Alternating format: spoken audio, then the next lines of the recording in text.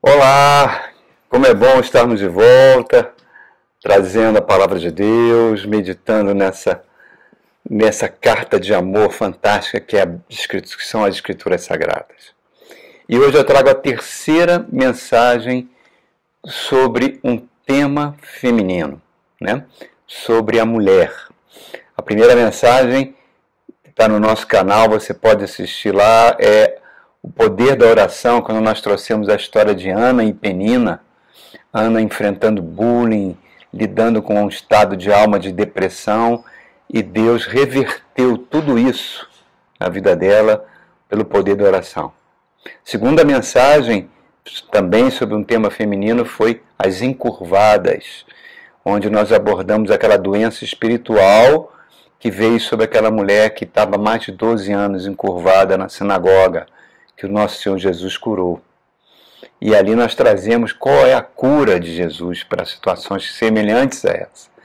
E hoje eu quero falar sobre a força das filhas de Deus. Então eu convido você a abrir sua Bíblia, lá no livro, na Carta aos Gálatas, capítulo 3. Nós vamos ler um único verso, Gálatas 3, 28, que diz assim, ó. Não há judeu nem grego, escravo nem livre, homem nem mulher, pois todos são um em Cristo Jesus. Irmãos, esse verso é revolucionário. Ele foi escrito pelo fariseu dos fariseus, o judeu mais ortodoxo que você possa imaginar, mais legalista que você possa imaginar, que era Saulo de Tarso, que depois se torna o apóstolo Paulo. E a transformação que o Espírito Santo fez nele é tão fantástica, tão maravilhosa, irmãos, que ele está dizendo que não há diferença entre homem e mulher. E isso para um judeu ortodoxo é impossível. Até os dias de hoje, eles consideram a mulher, por menstruar, passar uma semana menstruada, ela é imunda naquele período. Ela senta separada do homem na sinagoga.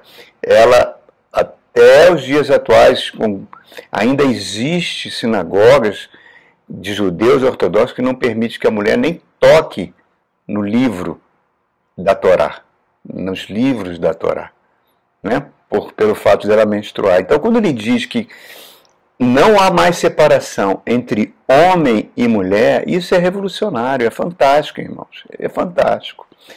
Desde a queda da humanidade, desde a queda, a mulher, estou falando de maneira bem genérica, ela tem uma vida difícil, muito difícil. E ultimamente nós somos testemunhas disso, né? Nós estamos vendo todo dia casos de violência selvagens que as mulheres vêm sofrendo.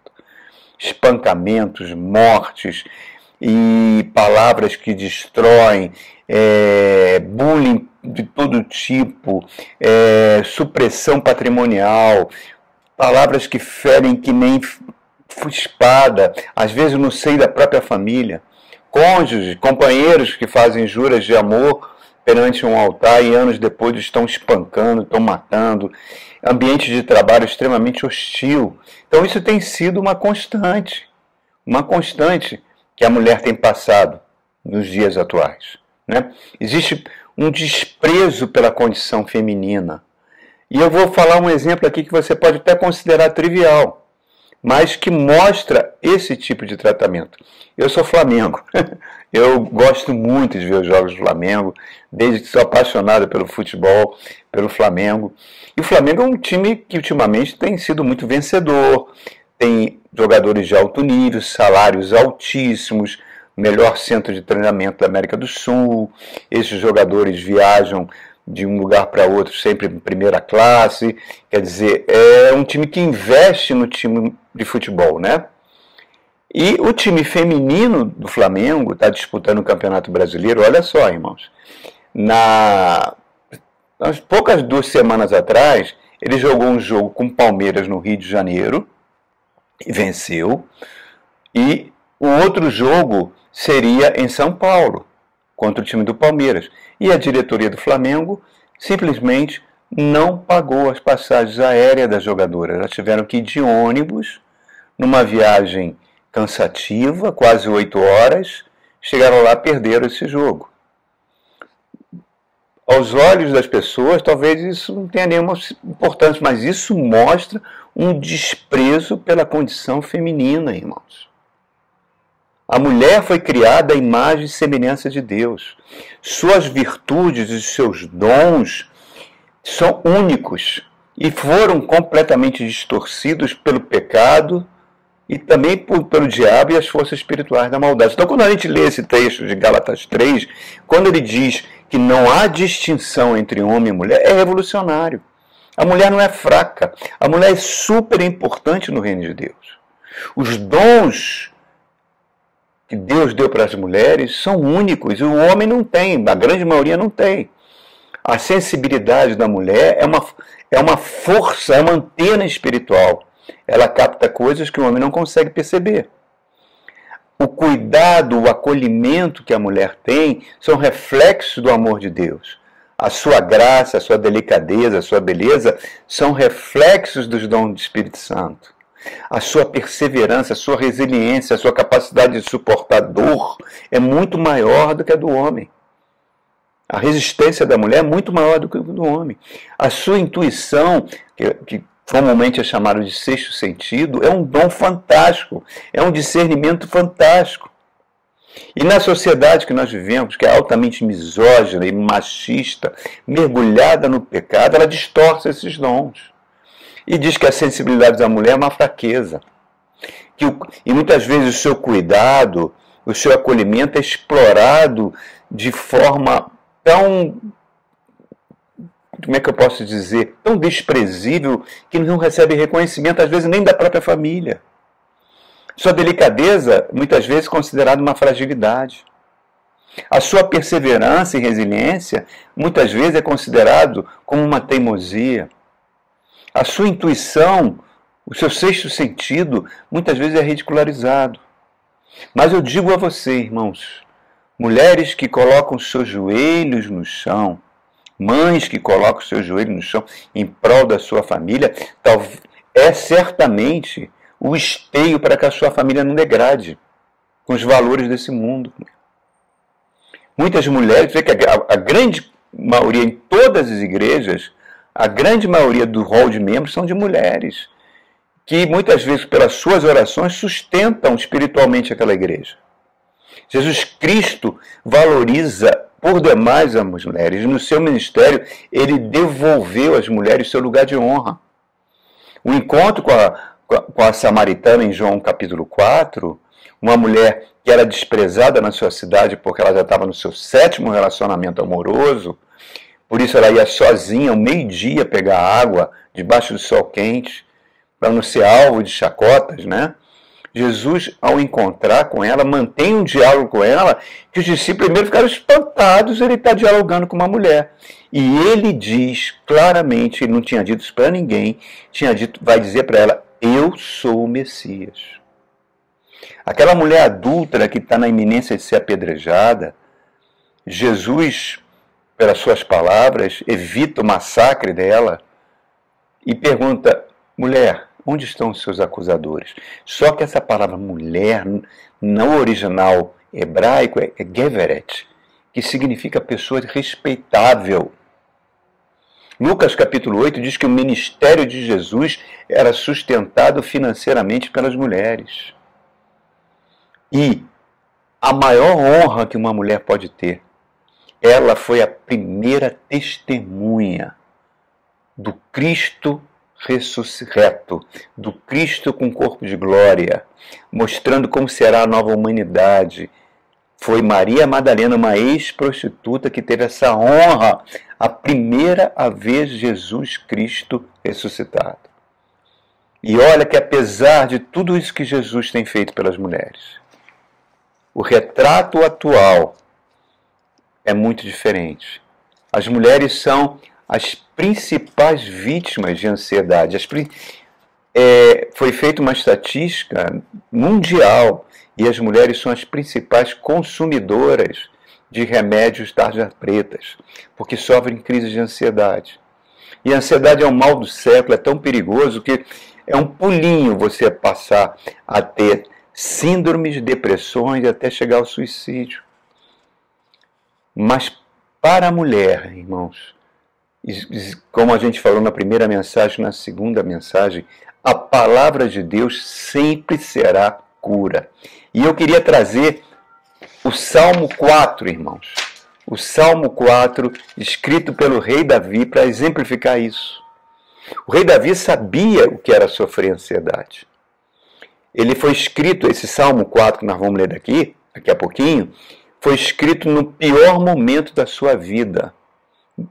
Quando ele tinha 60 anos de idade, e ele teve que fugir da cidade porque o seu filho Absalão formou um exército para matá-lo. E ele foge descalço, à noite, sendo alvo de zombarias, até de pedradas. Um homem que passou por guerras, um homem que teve seus bens e seus filhos sequestrados pelos amalequitas, um homem que enfrentou ataques terríveis, anos de perseguição do rei Saul sobre ele, que sabia o que era lutar, sabia que era passar a ansiedade, é no pior momento da sua vida que ele vai escrever esse Salmo 4. No momento que Absalão estava querendo matá-lo, um contexto de dor e humilhação. O Salmo 4 é um verdadeiro cântico de confiança, de súplica a Deus, para clamar a Deus em tempos de angústia. E eu considero ele especialmente relevante pelo que as mulheres têm passado hoje em dia. Vamos ver juntos? Salmo 4. Convido você a abrir sua Bíblia, no livro de Salmos, capítulo 4. Vamos acompanhar esses versos maravilhosos que o rei Davi escreveu.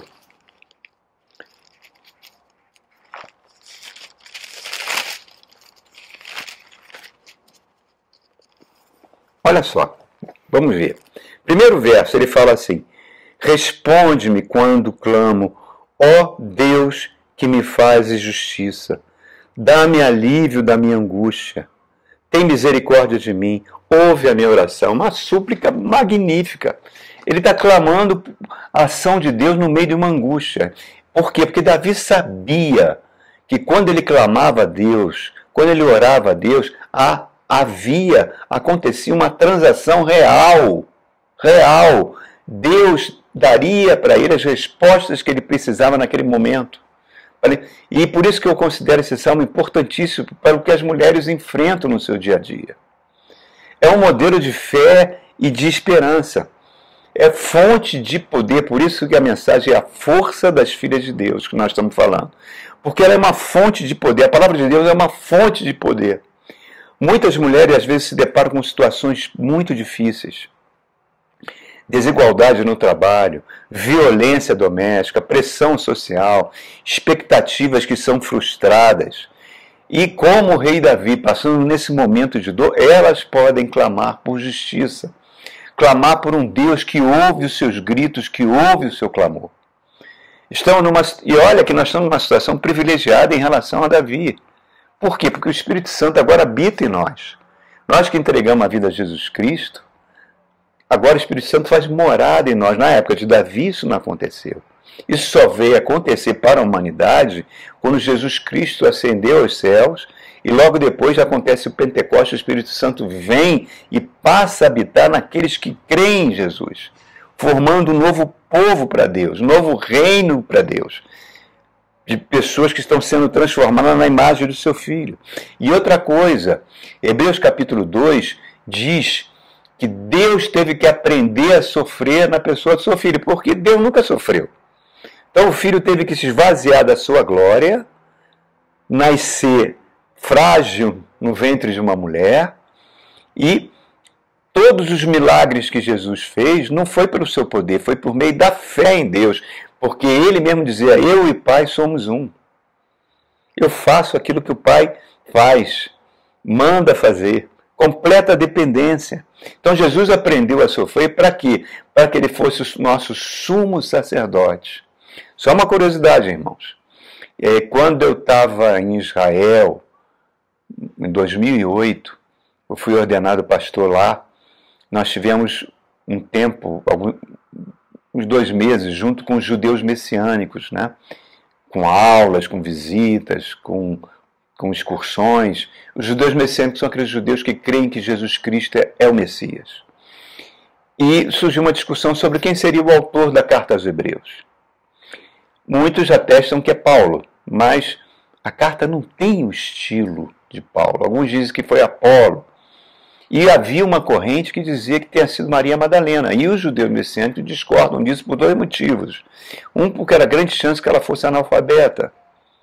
As mulheres não tinham acesso à instrução, somente que ela tinha sido uma ex-prostituta. E segundo lugar, por ser mulher, ela não poderia escrever um livro santo, porque ela menstrua. Olha só, irmãos, como o preconceito estava arraigado naquela sociedade como está até hoje. Por isso, quando Cristo é o nosso sumo sacerdote, porque Ele sabe que é o sofrer, e Ele fala, vinde a mim todos que estão cansados e sobrecarregados, e eu vou aliviar o sofrimento de vocês, o jugo de vocês. Isso é uma realidade. É uma realidade para as mulheres. As mulheres têm esse privilégio. Então vamos continuar. Verso 2. Deus ouve as nossas súplicas. Verso 2. E no nome de Jesus, muito mais ainda, porque Jesus falou, peçam no meu nome, porque meu Pai vai ser honrado quando vocês pedirem no meu nome. Verso 2 do Salmo 4. Fala assim, até quando vocês, ó poderosos, ultrajarão a minha honra? Até quando estarão armando ilusões e buscando mentiras? Nossa! Isso aqui é o retrato de hoje em dia, nessa sociedade de mentiras, de fake news. Irmãos, olha só. Poderosos que usam mentiras, poderosos que usam ilusões. A igreja do Senhor Jesus tem que ir na contramão disso, irmãos. A igreja do Senhor Jesus é a igreja que ama, onde o amor é demonstrado. Sereis conhecido como meus discípulos, se amardes uns aos outros. Nós estamos vivendo tempos onde a igreja cada vez mais tem características de amor. Cada vez mais a igreja está se envolvendo com política, cada vez mais a igreja está ficando polarizada, cada vez mais a igreja é vítima de fake news, cada vez mais a igreja é vítima de poderosos mentirosos. É algo assustador, irmãos, isso. É algo assustador. É aquilo que Jesus falou, quando aproximar-se da minha vinda, encontrarei amor na face da terra. Ele mesmo fala no capítulo 24 que ele vai fazer um julgamento e que vão aparecer diante dele pessoas que vão falar, Senhor, pregamos no seu nome, fizemos milagres no seu nome, participamos de marcha de Jesus, formamos bancada evangélica, né? Essas coisas que a gente está vendo que essa pseudo-igreja faz. E Jesus vai dizer o seguinte, apartai-vos de mim, o que praticais iniquidade. Agora, aquelas igrejas que vão chegar para Jesus, e Jesus vai falar, olha, venham para mim, para o reino do meu Pai, reservado desde a fundação do mundo, porque eu tive fome e você me deste de comer, tive sede, você me deste de beber, estive nu, você me vestiste, estive preso, você me visitaste. E aquela igreja vai falar, mas Senhor, nós nunca fizemos isso para o Senhor. Como é que o Senhor está falando isso? Toda vez que você fez isso para alguém, para um pequenino, você está fazendo isso para mim. Nesse tempo onde a gente vê um presidente americano cuspindo horrores, agindo como um miliciano mafioso, dizendo que a Groenlândia pode ser dele, ameaçando bombardear países da América do Sul, ameaçando autoridades do judiciário, ameaçando a economia de países com taxas injustas e exorbitantes, querendo aplicar leis que não se aplicam, que ferem o direito da democracia, um presidente que defende as fake news e qualquer governo que se levanta contra essas empresas, né, de alta tecnologia, de tipo Facebook, tipo X, das redes sociais que divulgam pedofilia, que divulgam crimes contra as crianças, que divulgam mensagens, ele diz que é falta de liberdade de expressão. Aquela bispa metodista, que no culto que ele estava presente, falou para ele que ele deveria ter tolerância com os imigrantes, porque eram pessoas boas, muitos eram cidadãos respeitáveis, que ele não poderia tratar como daquela forma. Ele foi para a porta da igreja para ofender aquela sacerdotisa e pegava a Bíblia na mão. E esse tipo de comportamento, que infelizmente esse homem com vários crimes foi colocado no poder, com vários crimes sobre ele, respondendo a vários processos, foi colocado pela Igreja dos Estados Unidos, assim como Hitler foi colocado no poder pela Igreja da Alemanha. Então, irmãos, nós estamos vivendo esses tempos de poderosos que fazem maldade. Nós vimos agora uma menina de 16 anos, irmãos, ser espancada até a morte no Rio de Janeiro, porque ela dançou de um modo que o traficante daquela região lá no Rio de Janeiro não gostou e mandou espancar uma menina de 16 anos com a vida toda pela frente, espancar até a morte. São os poderosos da maldade, irmãos. Não, a igreja não pode ser isso. A igreja não pode se aliar com viés políticos. Eu vi recentemente um documentário que eu fiquei horrorizado, porque é importante que a gente veja esses documentários, porque, preste atenção, irmão, não importa a sua preferência política, você pode ser de esquerda ou de direita, a democracia convive bem com os dois.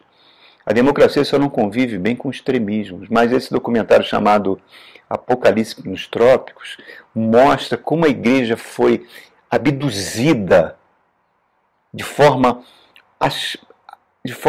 tão imoral para derrubar os poderes, e as pessoas completamente fanatizadas, sem capacidade de raciocínio, porque a mente delas sofreu uma verdadeira lavagem cerebral, e elas confundem o que é o Evangelho. O Evangelho é, antes de tudo, amor, é, antes de tudo, tolerância, é aquilo que Cristo foi, aquilo que Pedro falou que o Cristo era, lá na cidade de Cesareia, para Cornélio, na sua casa. Jesus Cristo ia em todo lugar fazendo bem a todos. É isso que a igreja deve ser, irmãos.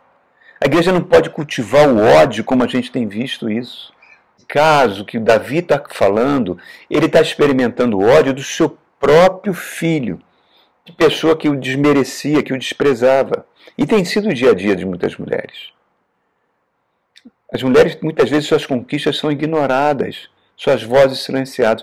Eu me lembro, em 1999, eu estava fazendo um curso na Inglaterra pela Marinha, dentro de uma universidade patrocinada pela Marinha Britânica, e havia muitos militares estudando com a gente, e oficiais das Forças Armadas de vários países, e havia um oficial médico da Marinha Britânica, ele era psicólogo, e eu conversando com ele, batendo papo com ele, eu perguntei se ele estava servindo muito tempo naquele lugar. Não, ele disse que não veio há muito tempo. Ele veio ali para socorrer as mulheres que estavam entrando na Marinha, que estavam sofrendo todo tipo de ataques de bullying dentro da Marinha Britânica, isso em 1999, irmãos. Então, nesse contexto que nós estamos vivendo de ódio, de preconceito, de fake news disseminadas, de líderes evangélicos que abrem a boca e as suas palavras são tão carregadas de palavras de baixo calão, palavras violentas, que lembra aquilo que Jesus falou: a boca fala do que o coração está cheio. Então não é possível, irmãos, que nós como cristãos, como sal da terra, como luz do mundo, mulheres cristãs que são sal da terra, luz do mundo, possam continuar sendo influenciadas por esse tipo de coisa, que não é o Evangelho. São os poderosos que pregam mentiras e pregam ilusões. Continuando o Salmo 4, verso 3, fala assim: saibam que o Senhor escolheu o piedoso, o Senhor ouvirá quando eu invocar. Isso é lindo. Davi tinha plena confiança que Deus ia ouvi-lo. Então, mulheres, Deus valoriza cada uma de vocês. Deus está pronto a ouvir o seu clamor. Ele fez você a sua imagem e semelhança, mulheres. Então, para que vocês sejam luz neste mundo. Luz neste mundo. Ele ouve a mulher piedosa. Ele ouve a mãe piedosa. A mãe que clama. O rei Davi está garantindo isso para nós.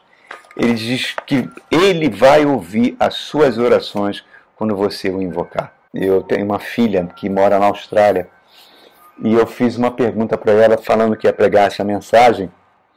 E eu perguntei para ela, para você, o que mais afeta a mulher hoje em dia? E ela me disse, a falta de segurança.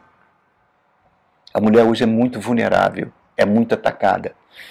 Então, eu me lembrei daquela pesquisa que a gente falou na primeira mensagem sobre as mulheres, né? O poder da oração.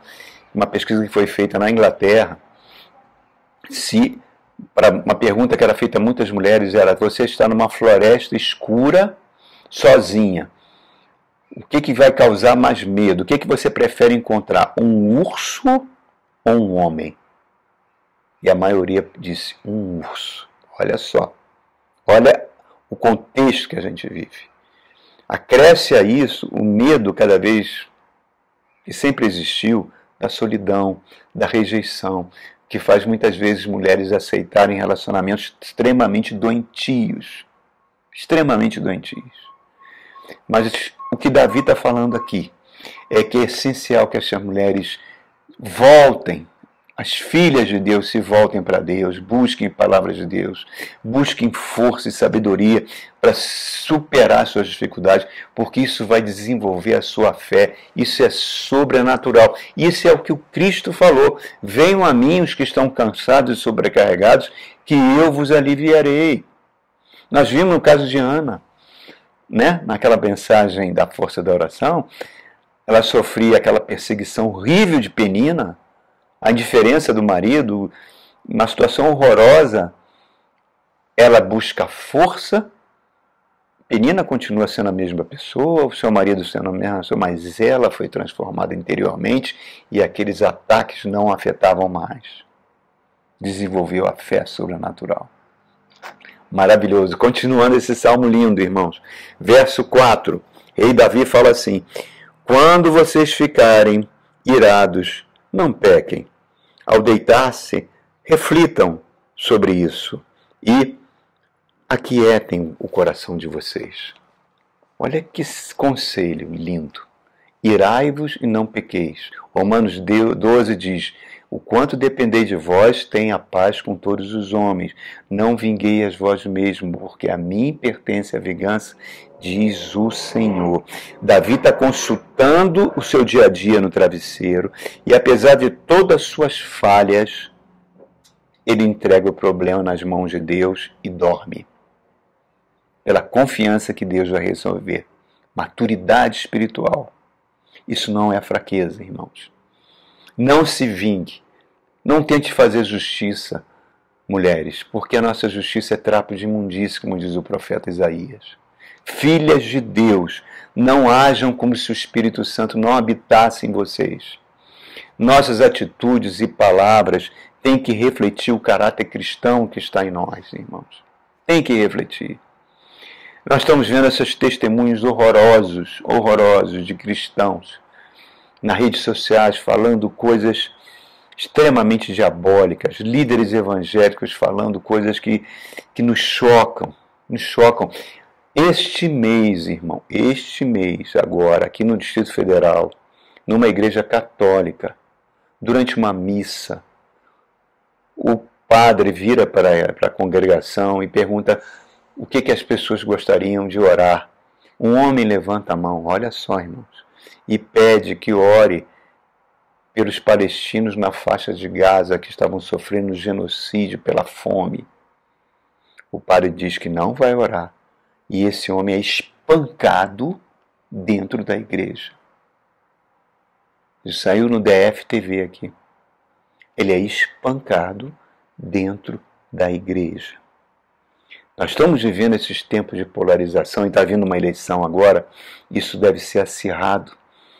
Pessoas que iam nas igrejas falar teorias loucas, contar mentiras, colocar medo no coração das pessoas sobre ideologia de gênero, banheiro unissex, tudo, nada disso existiu. Mas isso foi pregado como verdade. Então, esse tipo de gente que usa o evangelho para, como é que eu posso dizer, pautado na mentira, é do diabo, irmãos. O pai da mentira é o diabo. É por isso que a gente vê o que está acontecendo no Brasil, o desrespeito completo com relação à autoridade do judiciário, com relação ao presidente da República, com relação a governantes. O desrespeito que está acontecendo, irmãos. A Bíblia fala que nós devemos orar pelos governantes, que existe a democracia para isso. Quando você tiver tempo de eleição, você coloque no poder o governante que você acha que seja melhor para o país, seja ele de direita ou de esquerda.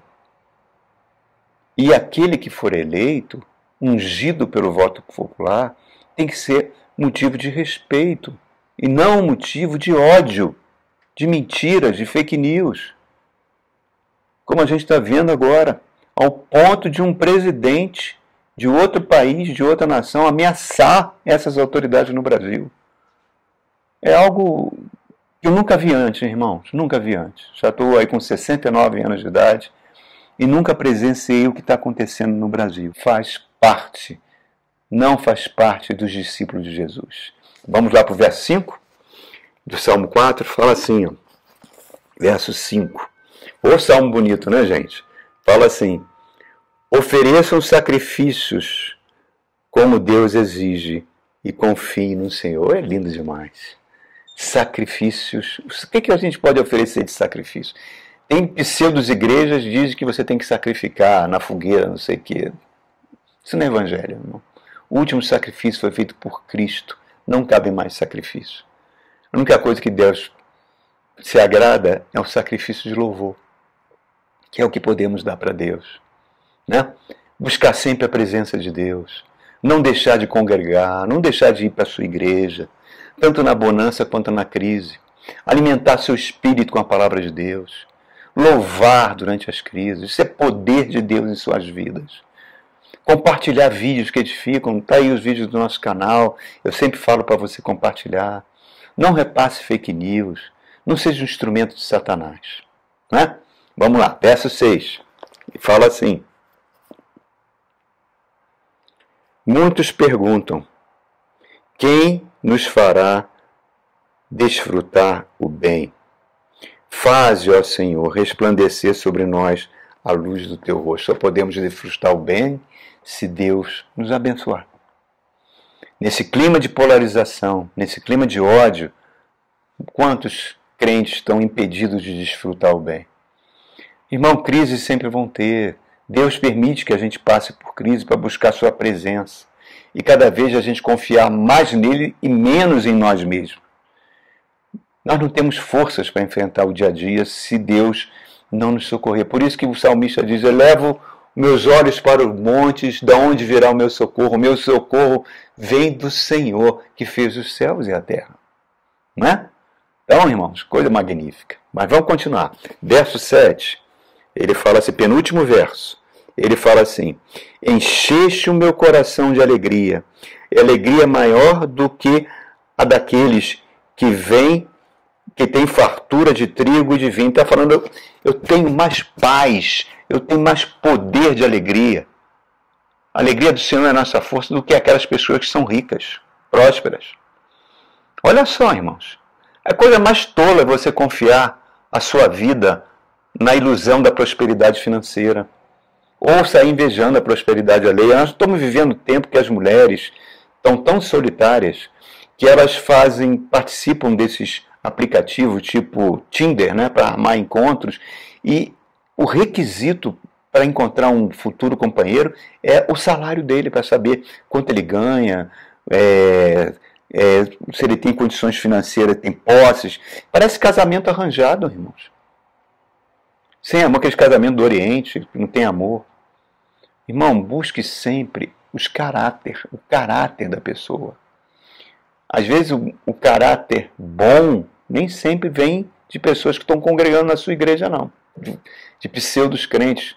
Conheci uma moça, novinha, uma moça bonita, que se envolveu com um médico mais velho dentro da igreja, e o cara queria casar, aquilo me incomodou, não sei te explicar, mas ela não pediu conselho a ninguém, né? A gente só orou.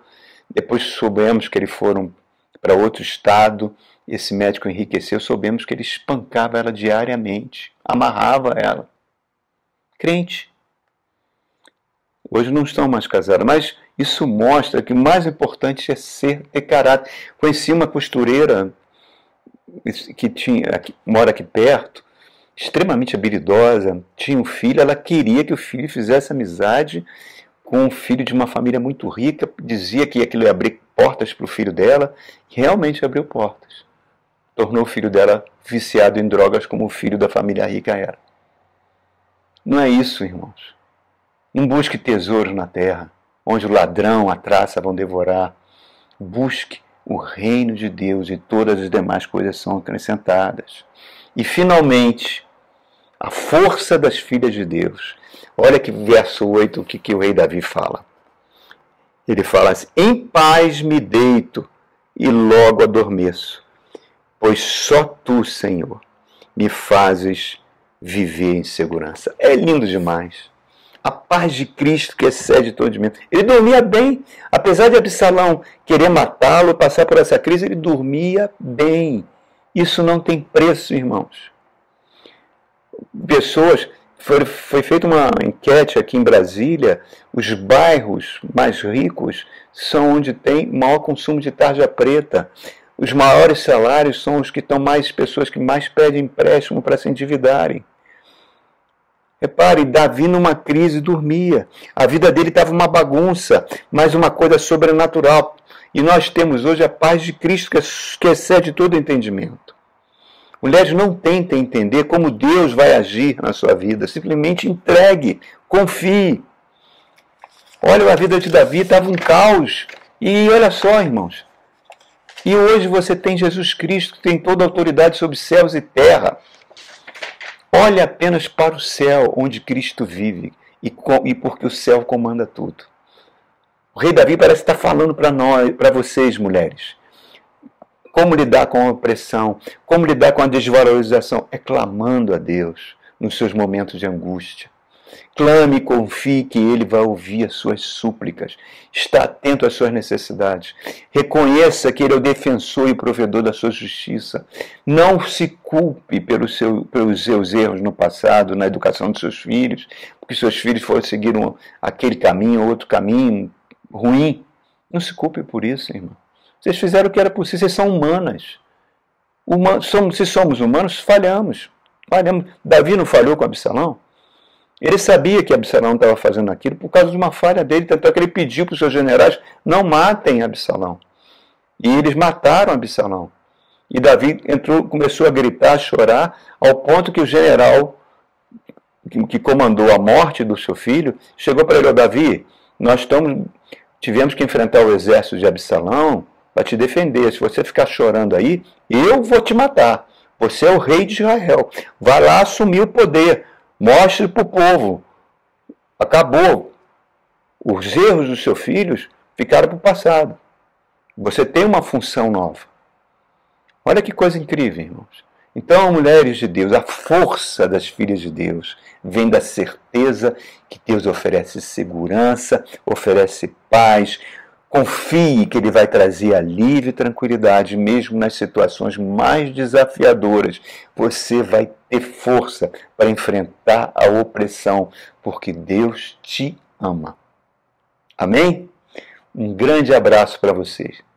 Ouça as 2 mensagens anteriores, compartilhe essas mensagens. Que Deus te abençoe ricamente. Até o nosso próximo encontro.